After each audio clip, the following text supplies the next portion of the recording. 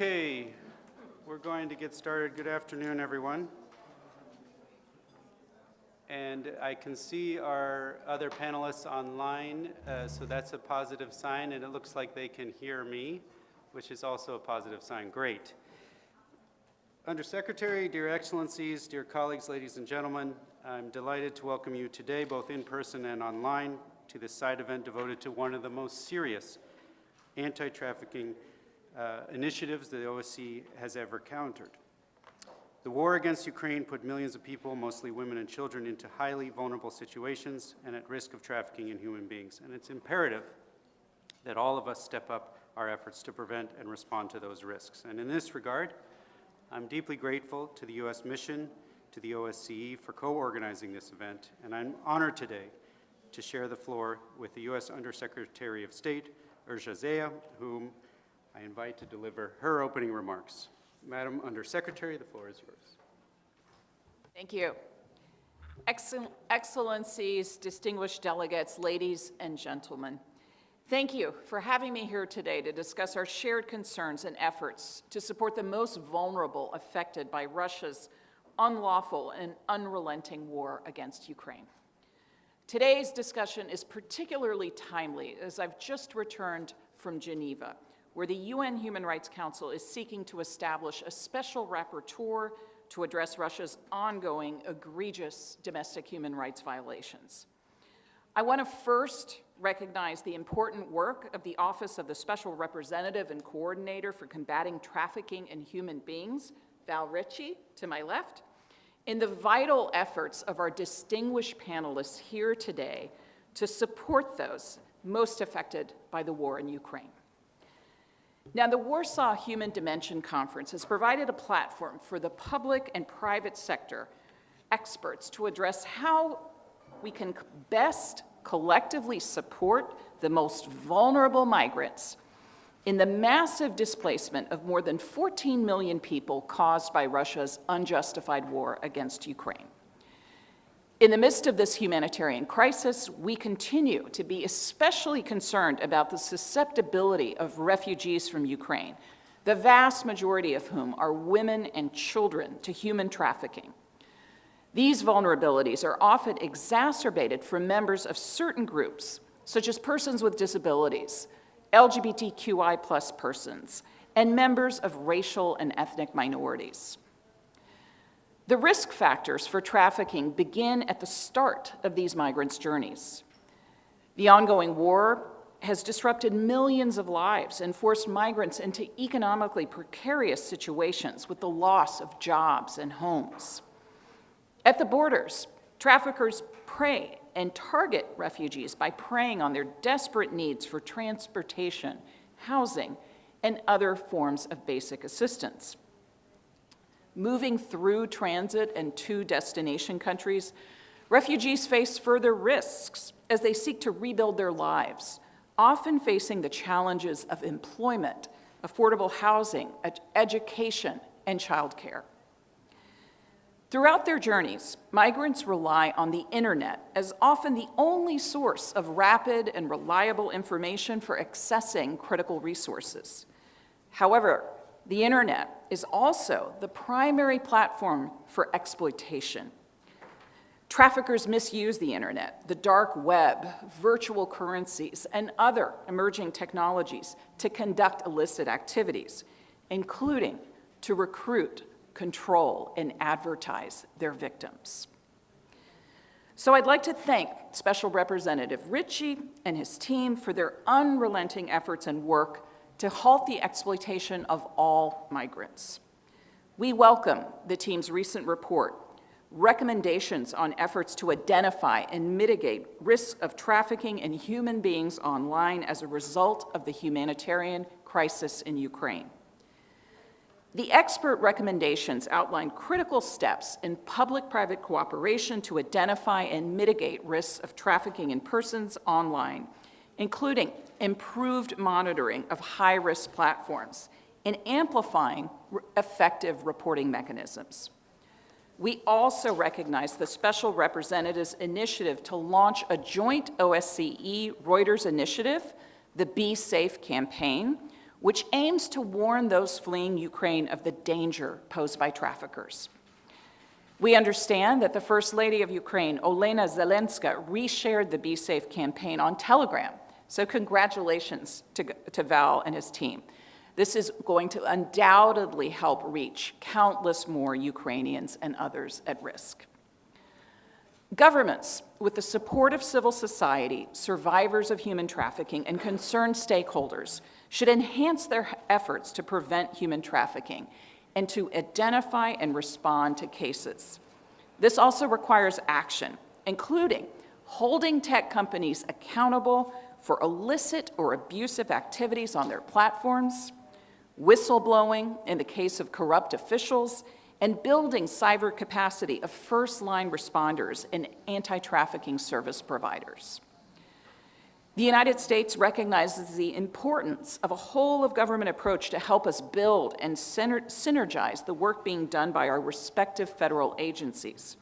So these agencies, including the Department of State, are collaborating closely with industry, NGOs, and academia to develop tech tools to impede human trafficking, including to address demand and ensuring the removal of harmful online data and content. In the Ukraine context, human trafficking continues to occur. The signs are there, such as people missing from registries of persons under temporary protection, a spike in internet searches for Ukrainian women for offers of marriage or work, and the presence of criminal networks working in Ukraine and internationally to exploit refugees' vulnerabilities.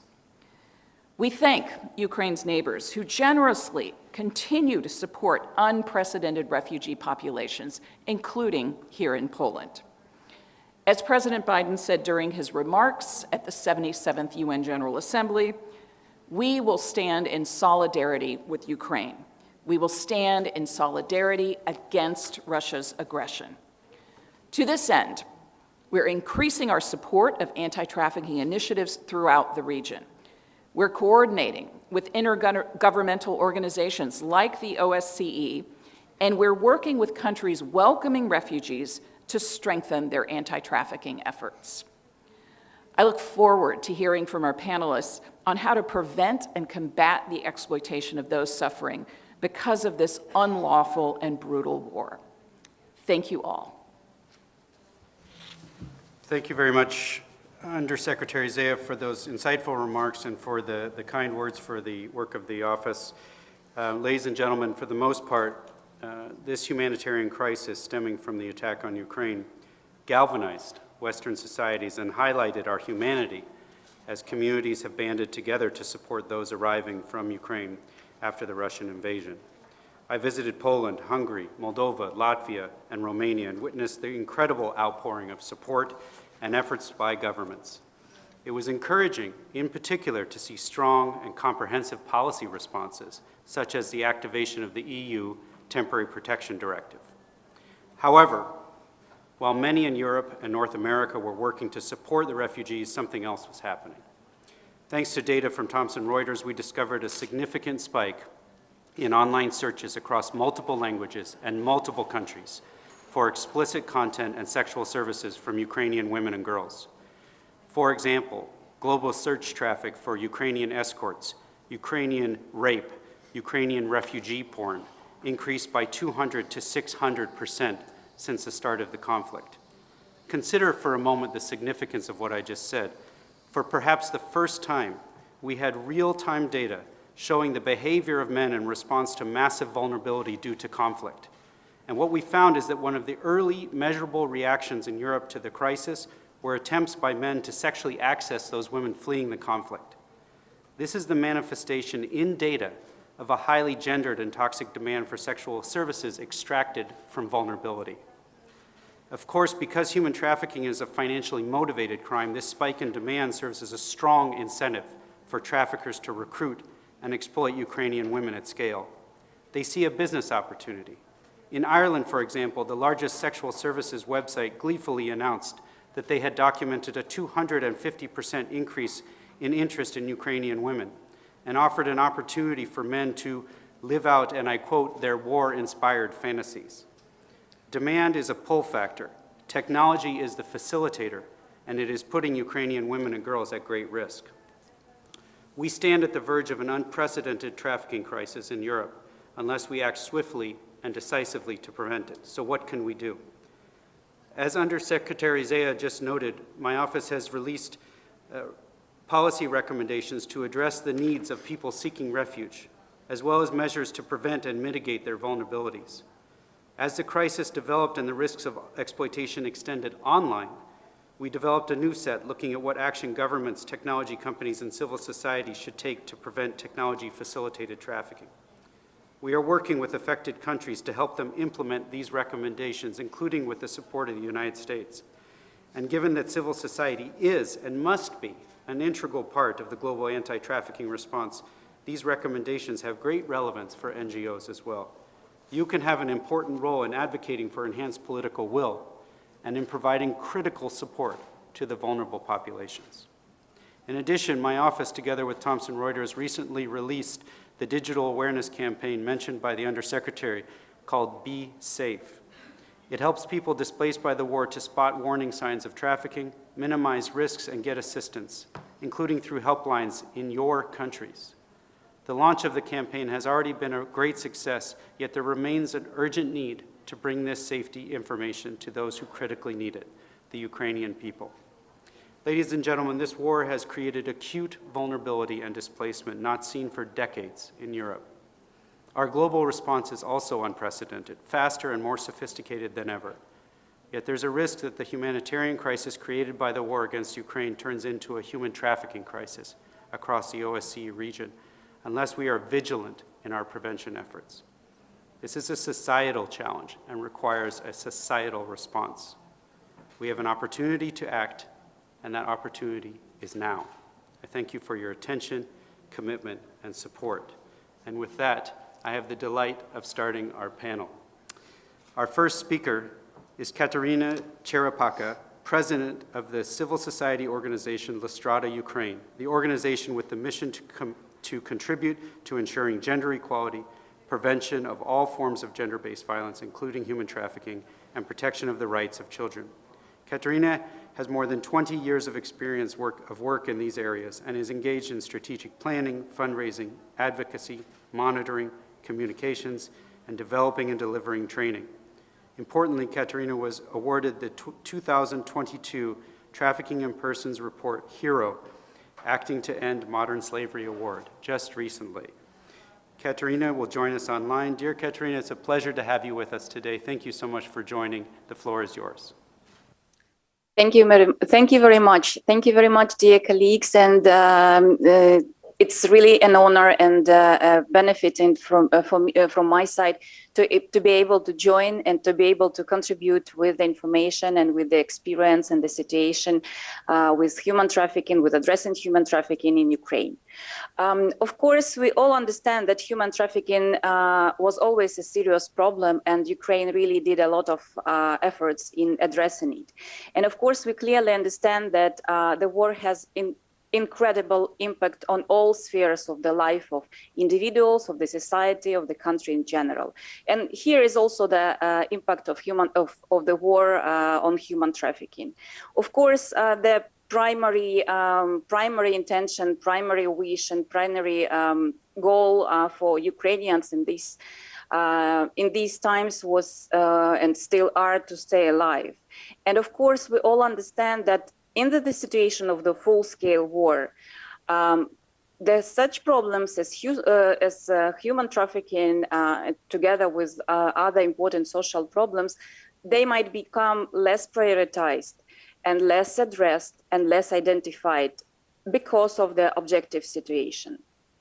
At the same time, we all observe the extremely increase of vulnerability of Ukrainian citizens. And of course, there are multiple factors that are influencing. This is increase of vulnerabilities of those internally displaced, those who stay in the country under the shelling, those who are remaining at the temporarily occupied territories, those who are leaving Ukraine, leaving the country in an attempt to escape from the war. As you correctly mentioned, the majority of displaced people, and here we are talking both about those who remain in Ukraine and those who leave the country, they are women and children. And of course, under these conditions, they become the most vulnerable ones and most at risk. Vulnerability of children, especially unaccompanied children, who were evacuated together with their other family members, with strangers sometimes, especially during the first weeks and the first months of the full-scale war, was really increased and was really less addressed. This is still the issue that should be more monitored, more addressed, to make sure that the children who are displaced at this moment, who are now at the other border, at the other side of the border of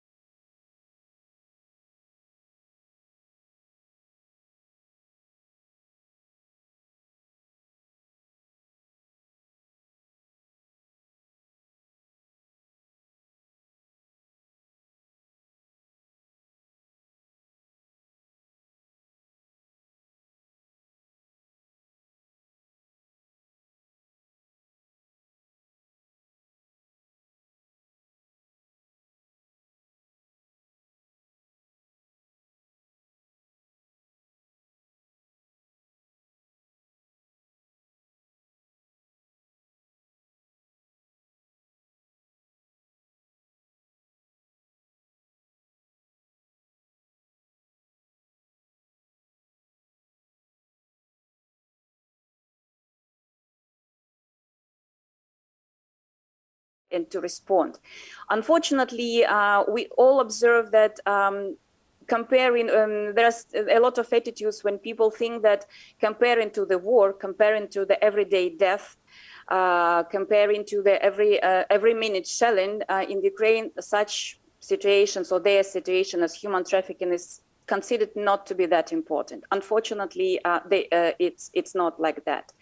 And at the same time, we do experience here in Ukraine the lack of the lack of the capacities, like individual capacities, infrastructural capacities, organizational capacities of those services, structures that are supposed and have to respond. Again, due various reasons, because of the infrastructure destroyed, because of the territories that are still under the occupation, because of the people, including those who are providing services that have to move, to evacuate, to run for their life and to leave Ukraine, or to join the army and stand for Ukraine and protect our country. Still, again, I would mention that unfortunately here we experience the necessity in supporting of the restoring the structures and mechanisms that would be able to provide assistance for survivors of human trafficking, especially on the local level, on the level of Romada. There is also, the war also highlighted other types of human trafficking and types of exploitation. That is not completely something new, because as I mentioned, the war already is for 8 years in our country, but still with such a full scale, with such the scale and involvement, the whole country and the whole population. There are other, let's say, I would also mention dark areas that unfortunately less accessed with less information about the real situation and about the atrocities that are happening there. I'm speaking here about the vulnerability and risks of violence and exploitation, including the human trafficking for various purposes, of those Ukrainians, men and women and children in particular, who are deported or forcibly moved from Ukraine, from Ukrainian territories to either to Russia or to non-controlled territories, to so-called LNR or DNR, and or to some other non-controlled territories. This is, again, I would mention that this is like a dark area. There is really a lack of access. There is really lack of information, but there are clear signs that the violence and exploitations are there. And again, I'm speaking here about both adults and children. There is also another area that is, of course, has a lot of potential and risk for the trafficking. That would be also internal trafficking.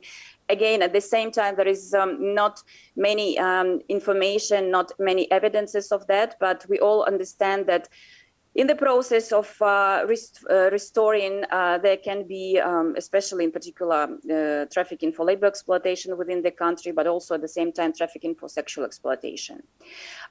What is already done, because I've mentioned many problems, and of course, unfortunately, this is not the exhausted list of the issues, but I would also like to underline those steps that were taken by the state, by the civil society of Ukraine.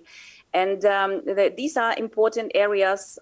We would say that since February 24, civil society and state authorities really took steps to address these problems, especially problem of human trafficking, especially with awareness-raising campaign and with informational campaign. That was also crucial to provide people as much as possible with the information about possibilities they might receive and possible help they might receive in neighboring countries. Here, I would also like to underline and to express extreme gratitude to the partners, to the neighboring countries, to the people of neighboring countries, to civil societies, to the governments who opened their hands and opened their countries and provided assistance to our citizens. That is extremely important, and we do consider these type of the networking with all the organizations and institutions working in this area of providing services, those who suffered from human trafficking, those who are in the vulnerable situations, adults, children. It's very important. A number of informational campaign in our organization, La Strada-Ukraine, is also was actively involved in these activities. Was done via the social media. Informational videos, informational and useful contacts, sharing information with all the partners who working with the displaced people, very often it would be women, those who are hosting the refugees. This was taking place, and this is that is continued. Preventive educational activity, informing about rights, building the contacts and with the partners organization from other countries to be able to refer in the case of necessity, to be able to refer in the case of necessity, to provide the assistance, to aware and to raise awareness on these issues. There are also another number of initiatives that was taking place on the national level.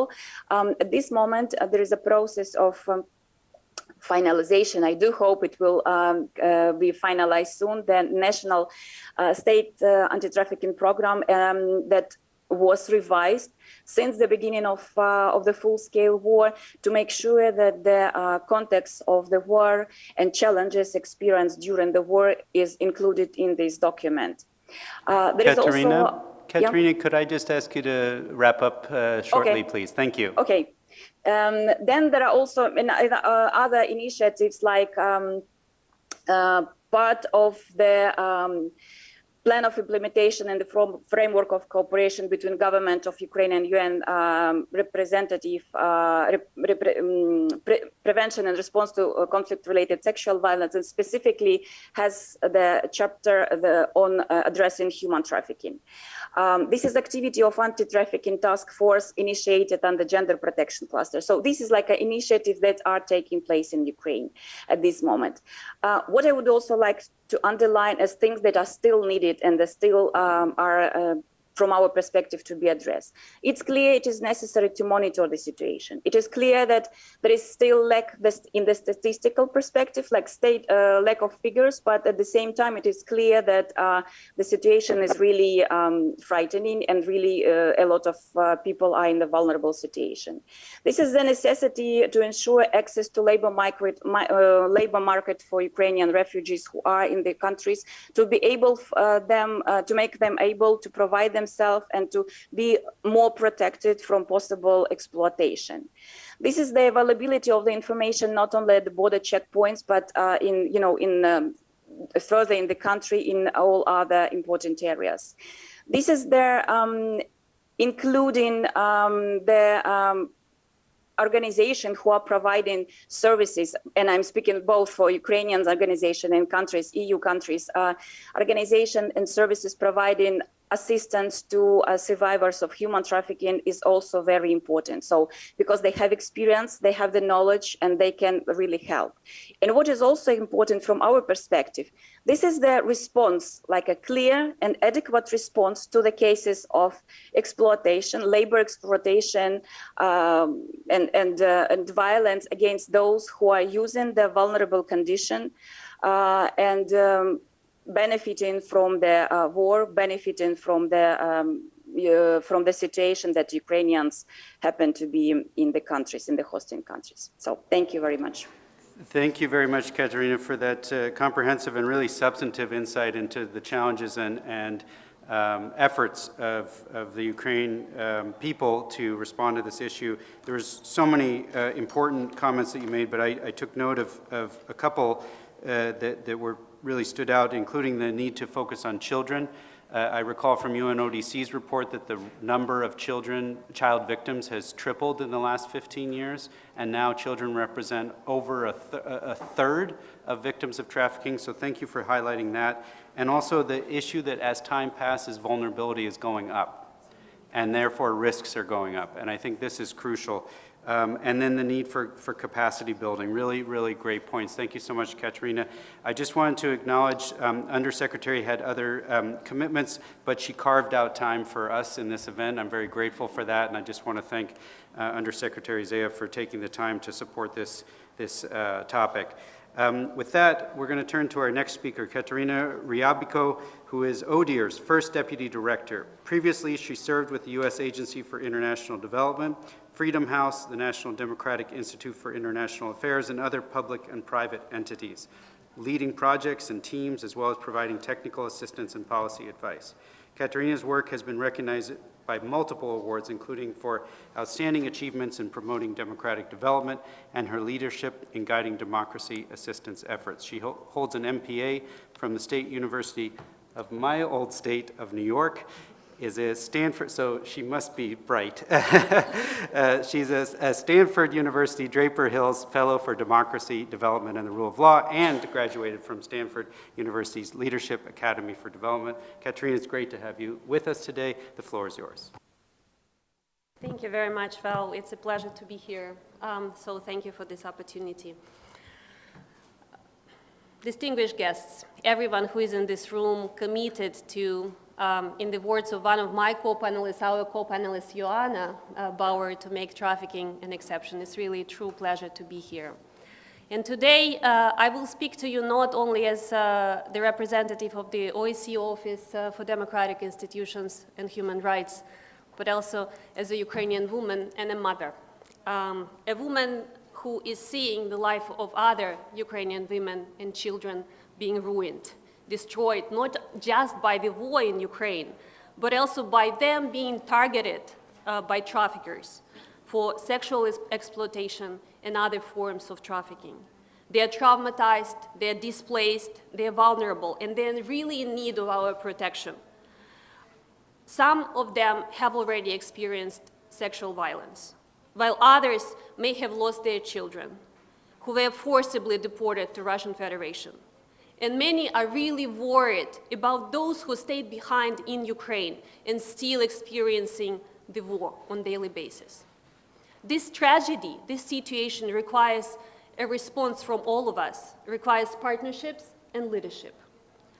And the topics of today's side event is of special relevance and importance, and it's not only because it's close to so many hearts of the people who are in this room and outside of this room, but because it's urgent that we learn and we adapt and respond, adapt to the prevention and the response efforts to the underlying push factors of trafficking in human beings, such as armed conflict, including both in transit and destination countries, and the combination of different elements characterizing armed conflicts that exacerbates the risk of trafficking, especially now for Ukrainian women and children.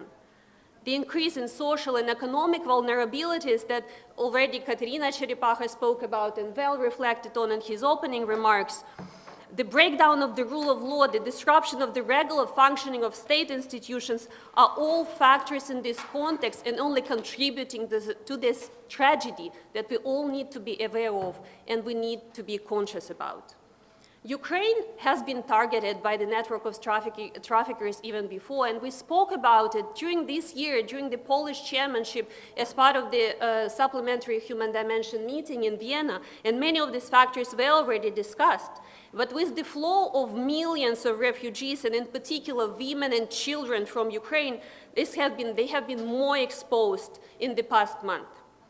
To address this, ultimately, we need to step up our efforts to address the demand in destination countries. And it was already addressed. I just want to reiterate this point, demand in destination countries, which ODIHR supports OSCE participating states, among other responses, through provision of legal opinions, for instance. And there is a lot of effort that's required to actually really make trafficking an exception, as Ioana, I really like that motto. And ODIHR, in line with its mandate, is bringing its beat. One of such activities was the survey that ODIHR conducted in April 2022 that also Kateryna highlighted in one of her remarks, monitoring and data. There is lack of data. So the survey that was conducted served as an empirical basis to assess the main challenges and the needs of the frontline stakeholders and civil society organizations in conducting their work in the context of the refugee flow from Ukraine. ODIHR also, in line with its mandate, conducted rapid national referral mechanism assessments to transit and destination countries for Ukrainian refugees, and also capacity building for civil society organizations. And soon there will be 100 civil society organizations that we've provided support to that resulted actually in the coordination platform, in a dialogue platform to exchange the challenges but also solutions to the tragedy that we all are watching on a daily basis today.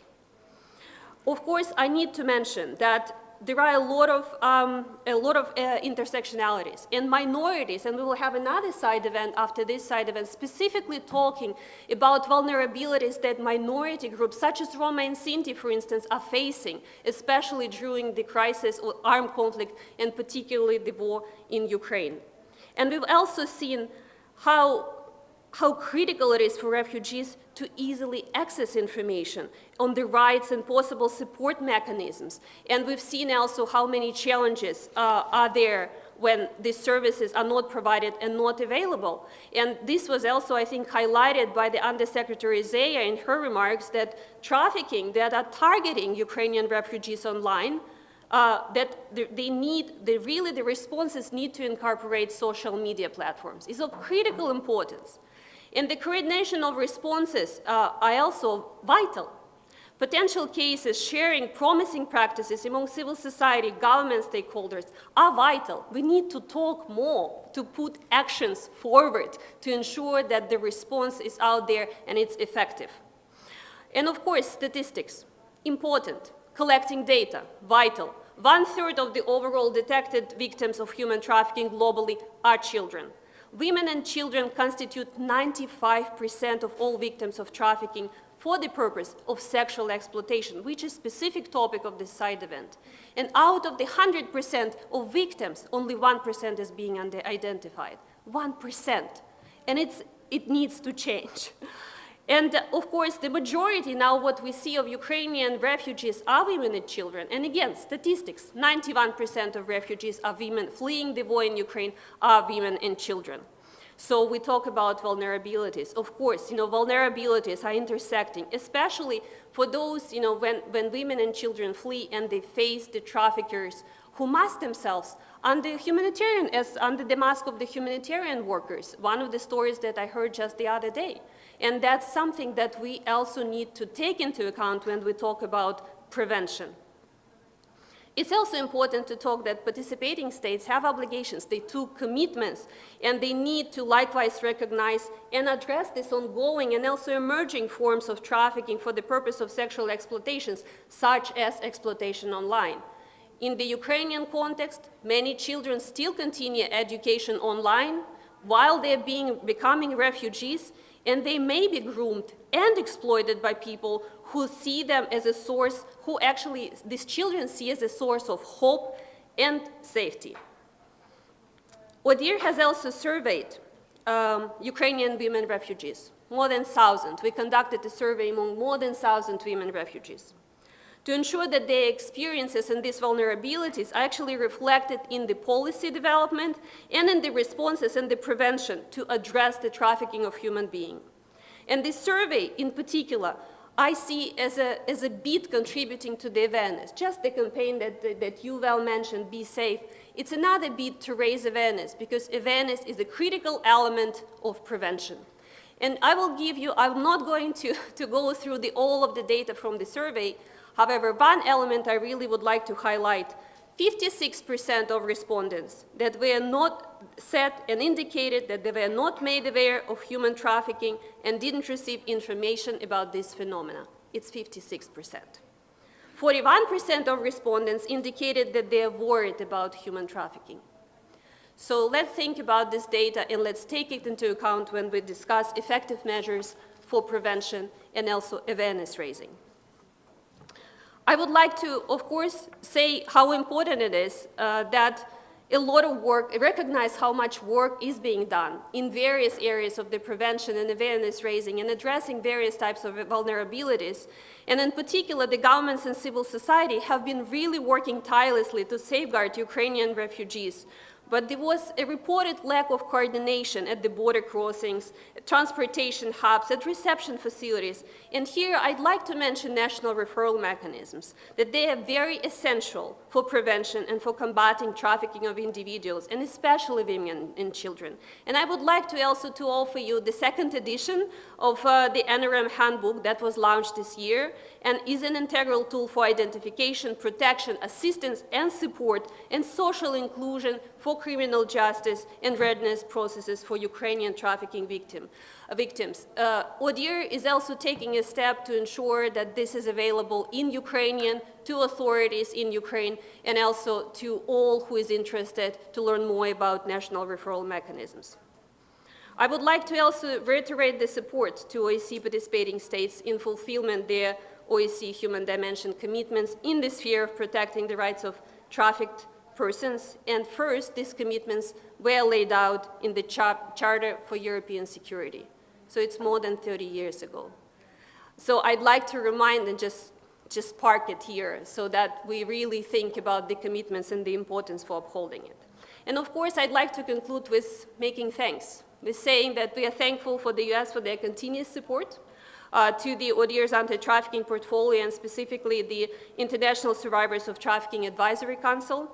And I would also like to thank the Special Representative for the support and also being extremely active in this field in addressing the consequences of the war in Ukraine.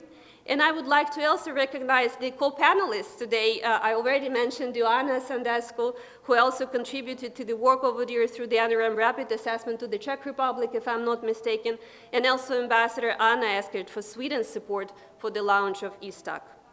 And I also, if you allow me, I will conclude with a few questions, because we will hear a lot of the problems, and the problems are out there. And we always need to continue asking ourselves the questions: are we doing enough? Are we coordinating enough? Are we effecting enough? And recently I met one amazing woman.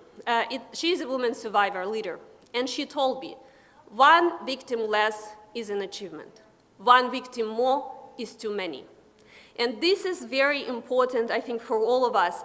This particular phrase is really close to my heart, because this what really reminds me that the commitments are there, and we really need to think every day, every minute about the implementation, because it's not about what's written on paper, it's about human lives.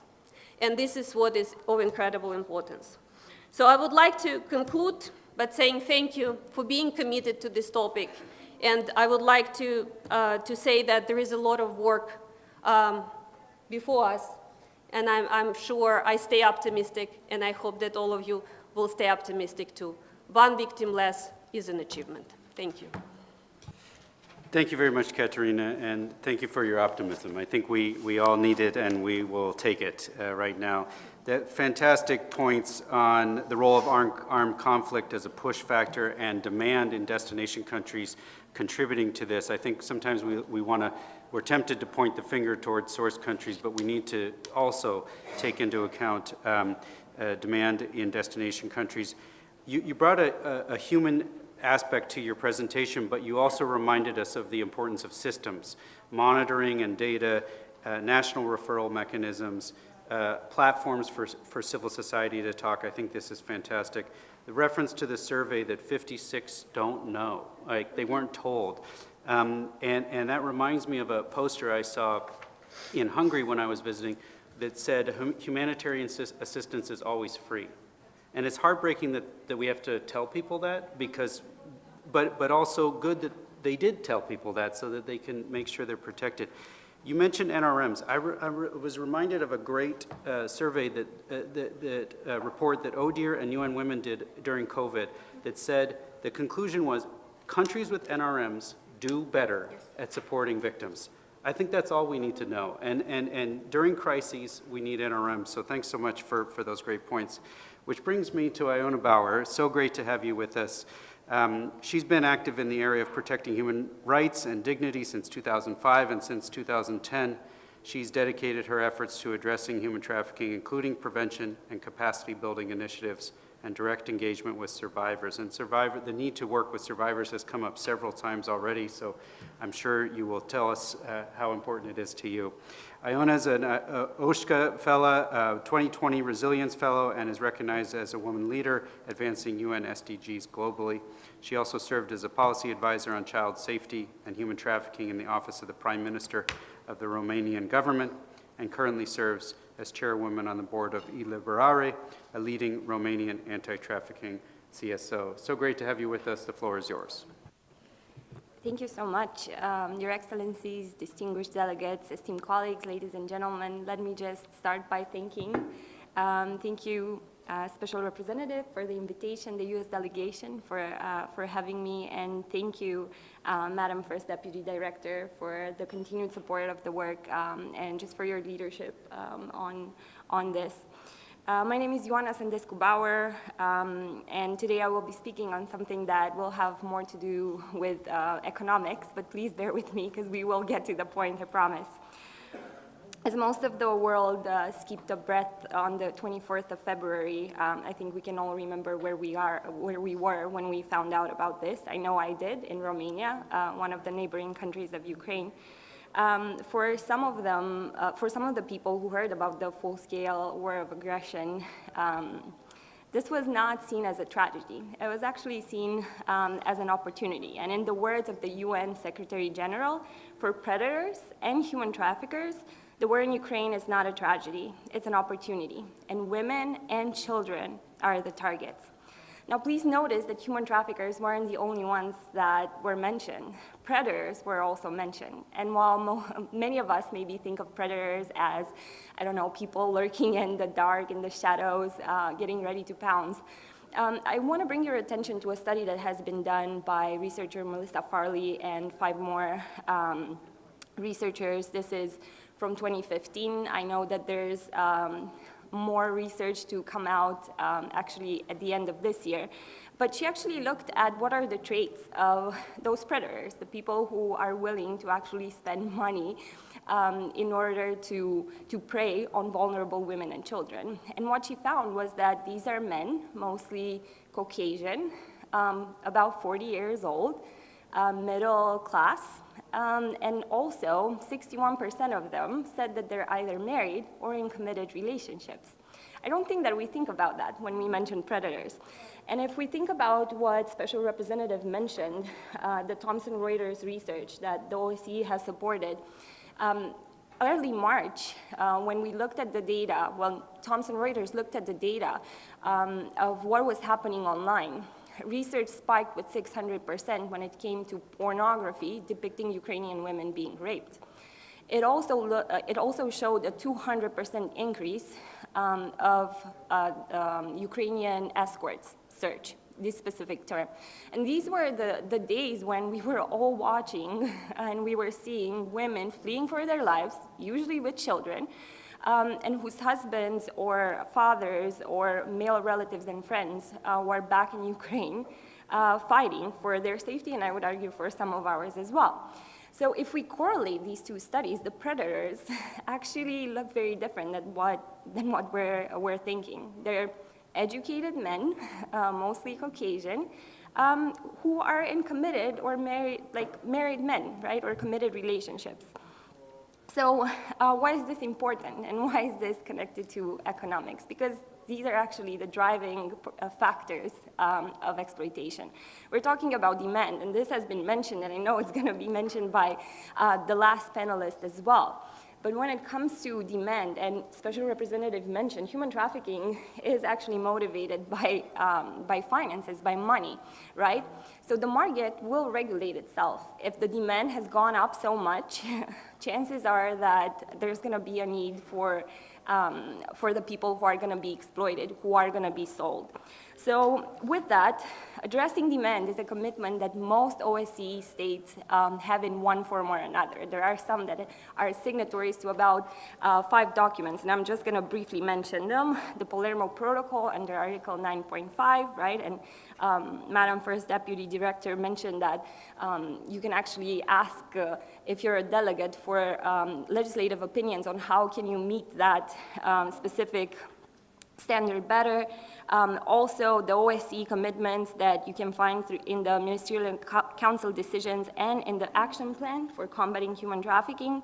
The Council of Europe's Convention on Action Against Trafficking in Human Beings, the EU Anti-Trafficking Directive, CEDAW. So we have the legal provisions. However, what we do not have is the implementation of those provisions. So to address this gap and also to ensure that prevention, just like we heard, is being prioritized, from early April, our team at eLiberare has been implementing the Compass model. This is specifically a model that we're applying for the Ukrainian crisis, but it's a model that can easily be scaled. So we're looking at 4 factors. One is awareness, but awareness done not in a sensationalized way, but with actionable steps that can be taken in case somebody is in a situation of vulnerability. Also a roadmap for capacitation to navigate the bureaucracy entailed by accessing the different types of international protection, tailored safety plans, and then assistance, whether for potential victims or for people who are in a high vulnerability situation. So far, our team has capacitated 2,390 displaced people from Ukraine, sat down with over 1,300 to put in place individualized safety plans. And out of these people, 85% are women, and 66% of them are traveling with at least 1 child. In order to be able to keep in touch with such a large number of people, we realized that we needed to digitalize and automatize as much of the process as possible. And also, we realized that we need to move other activities online as well, such as awareness. I'm happy to say that we have Ukrainian colleagues who are leading on this. I heard Kateryna mentioned or thanking the neighboring countries, but I think as a neighboring country, as a neighbor to Ukraine, I also have to thank Ukraine for giving us such exceptional people who have brought so much value to our teams. Very appreciative of what our Ukrainian colleagues are doing. They're the force driving compass, and they told us to start a Telegram channel where information would go out and people who would normally not pick up a flyer or would take a flyer but then leave it somewhere would actually be in constant connection with a team that is there for their safety and that is dedicated to actually follow them through. We mentioned monitoring, but we should also mention that we don't have a clear tracking mechanism of the people who are traveling and who may be crossing up to 5 borders while they're trying to reach a destination that is semi-final, right?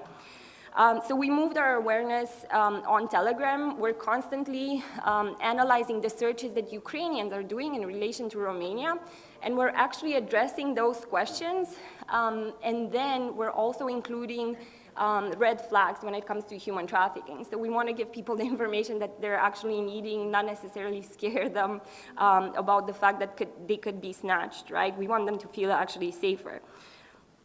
Also, we started monitoring Facebook groups because most of the assistance is being offered via Facebook.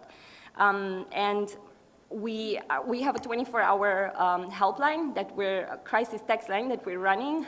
It's actually also listed in the Be Safe campaign that Special Representative mentioned.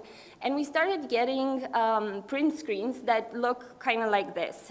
I wrote to this person offering free transportation to Germany.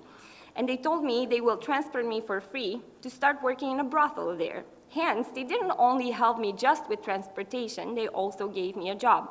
How is sending someone to be raped for money a job? Another message looked like this. This organization helping me told me that I need to leave my host family immediately because they were not happy with me anymore. They said they would take me and my child to Canada for free. I don't have to do anything. I am pregnant and I really don't want to go far. I want to be close to my husband. They even scheduled the visa interview for us. I am scared. This woman ended up crossing the border back into Ukraine, choosing to give birth in a war zone because of the pressure she was receiving from those who were supposed to be protecting her. All these conversations were happening on Facebook Messenger. These are just 2 examples, but just like Madam First Deputy Director mentioned, we're moving from anecdotal to actually empirical data. We're also talking about how victims are not being identified, but this is not something new. We are still at under 1% of victims of human trafficking being identified, and it takes a while, it's a process.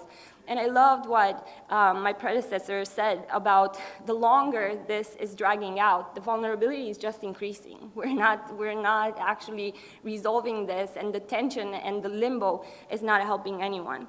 So with this, I want to bring to you just really quick three things. We are seeing a lack of clear legislation when it comes to the online realm and its role in facilitating trafficking in human beings. And Special Representative, you have been instrumental alongside your staff putting out recommendations and actually speaking on how we need to adapt policy. We are in 2022. We need our legislation to actually keep up. Also, there's lack of proactive identification, right? Most states struggle with proactive identification even in the physical realm, not to mention in the online realm.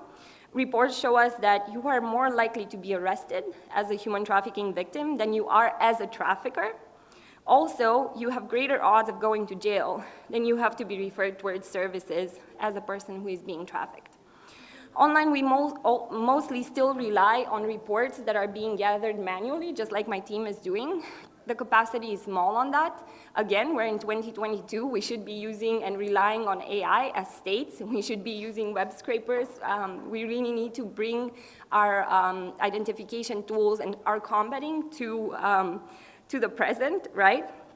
And also, we shouldn't be relying on the vulnerable people or on the CSOs who are also doing the work on the ground to actually bring forth these cases. And last point, we need to stop allowing for loopholes that create impunity for those operating websites that clearly advertise sexual services but call them something else. The explanation that the people posting there are the ones who are doing it willingly has been debunked so many times. The whole provision of knowing use does not function. There are survivors here that can attest to that, and I really recommend that you talk to them because it's so important. In the end, I want to leave you with this.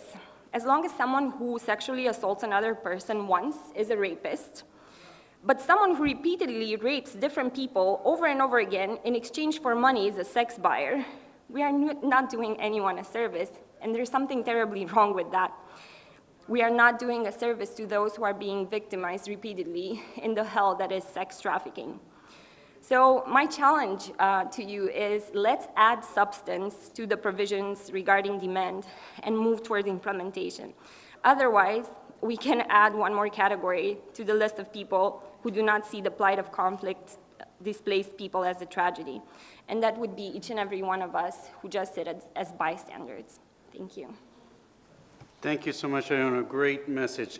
Implement your commitments. For Pete's sakes, I think that's just so important. We can adopt all the great laws we want, but if we have to implement commitments, that's a fantastic message to carry forward. Kudos to your organization for hundreds of safety plans. That's magnificent. And we've talked a lot about the misuse of technology. You just picked up on a point made by Undersecretary Zeya about the positive use of technology and how you can use those tools to really amplify the message, reach people, but we need to do more smarter, more technically savvy, proactive identification. Thank you so much for those great points. First of all, before anybody gets anxious about the time, ODIHR was grateful, and I'm very grateful to ODIHR for granting us a few extra minutes because we have a really important closing panelist who we need to hear from. But thank you so much to ODIHR. Our final speaker for today is Anna Ekstedt, Sweden's Ambassador at Large for Combating Trafficking in Persons. Ambassador Ekstedt has a legal background, extensive experience working in counter-trafficking and issues of gender equality and human rights in Sweden as well as internationally. She's led initiatives with the Council of Baltic Sea States Task Force Against Trafficking. She's been at the EU Commission with the EU Anti-Trafficking Coordinator in Brussels, worked at numerous organizations and a number of leading agencies within the Swedish government. She's a well-known and highly regarded advocate on the issue of sexual exploitation, and we're delighted to have her with us today. Ambassador Ekstedt, thank you so much for joining us. The floor is yours. Thank you so much. Special Representative and distinguished delegates and dear colleagues, I'm really sorry that I couldn't be with you there in person, and I'm sorry that we're running over time, but I will try to be quick and give you some words on the Swedish work against the demand for trafficking for sexual exploitation. It is clear from what we have heard today that during war and conflict, sexual violence and trafficking in human beings increase. And this is, of course, no news to us, but it's sad to see that regrettably also the Russian aggression against Ukraine is no exception in this regard.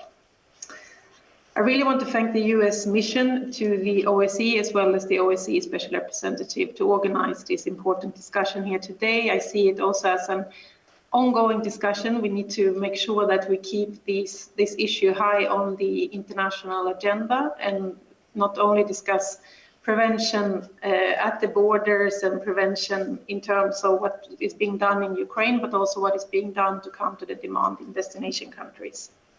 Sweden also co-hosted the joint event at the opening of the UN General Assembly, together with our Swedish Foreign Minister and the Deputy Prime Minister, the event of Ukraine, and the event was organized by the OSCE Special Representative and also the UN Under-Secretary General and Special Representative for Sexual Violence in Conflict. And I think this is an important discussion that we need to continue to have. Women, peace and security is an important part of Sweden's support to Ukraine and has been so for many years. We hear about unspeakable reports of rapes in Ukraine, and we have to take this seriously, and they need to be investigated, and those responsible also need to be held accountable. And we know that victims of sexual violence are also more at risk of becoming victims of trafficking. And the Russian aggression, as we have heard here today, has clearly increased the risks of trafficking, and we also get more data and numbers from our member states in destination countries and in the EU. Trafficking in human beings, no need to say, is a horrendous and serious crime that violates the human rights of its many victims. And the vast majority when it comes to trafficking for sexual exploitation are women, and unfortunately so also enhanced number of children, boys and girls are being exploited. The adaptiveness of criminal networks involved in trafficking is unfortunately very evident. We receive reports on internally displaced refugees and on their enhanced risk of being trafficked, the presence of traffickers in Ukraine as well as the borders and in countries receiving refugees. Sweden has increased its humanitarian response by more than $72 million, and we also have provided targeted funds directly on the response to human trafficking following this crisis. And we also need to make sure that we enhance collaboration between UN agencies, EU agencies, the OSCE and state and NGO actors. But like we're hearing from previous speakers here today, of course, in addition to responding to the immediate prevention and protection needs, we need to make sure that we now find a long-term response, including solid cooperation models where we do address the flaws in our current systems and also see where we actually need to move on for the future. As you are aware, the EU has adopted a common anti-trafficking plan specifically targeting the issue of Ukraine, and this will be most relevant for implementation now during the Swedish EU presidency starting in January 2023. And the OSCE has also drawn up a very important recommendation in this regard that we should all make sure to implement, and Be Safe campaign is one important initiative. And we also heard from previous speakers about the framework of cooperation that has been developed by the UN Special Representative on Sexual Violence in Conflict together with the Ukrainian government. As always, as we have also heard already, we need to implement the tools we have at hand. We have the legislative system is already there. We heard the UN protocol, the Council of Europe Convention, the EU directive, and all the specific tools we have at hand now targeting the Ukraine situation. And we really need to, in this discussion, lift the importance of targeting the demand. We need to remind ourselves that trafficking exists due to the fact that there is a demand, that someone is paying for or earning money on the exploitation of others. Addressing the demand that nurtures sexual exploitation has for a long time been a high priority for the Swedish government. We have legislation that bans the purchase of sex, and we had that since 1999, and we have seen that this is a very important tool to prevent trafficking and protect victims. So we have chosen a legal approach to addressing the demand.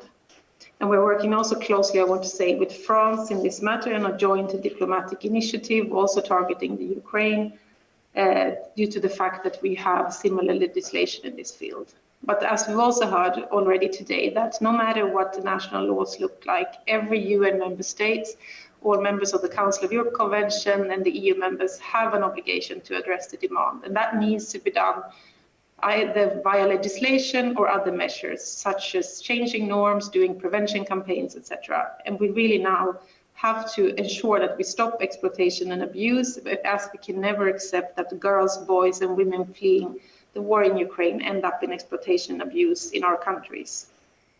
We need to inform the refugees of the risks of trafficking and their human rights, of course, but also make sure that we raise awareness in society and challenge negative norms and negative gender stereotypes. Just a few words on what the Swedish Gender Equality Agency have done in Sweden when it comes to preventing trafficking of refugees in Sweden. The Swedish Gender Equality Agency has the national overall obligation to coordinate national coordination tasks against trafficking in human beings. And they have set up a coordination group in addition to the National Task Force Against Trafficking, but also other relevant actors in order to monitor and assess the current situation. And they have also developed material to be distributed on social media to refugees in Sweden. And here it's also very important that specific materials are also being provided to children.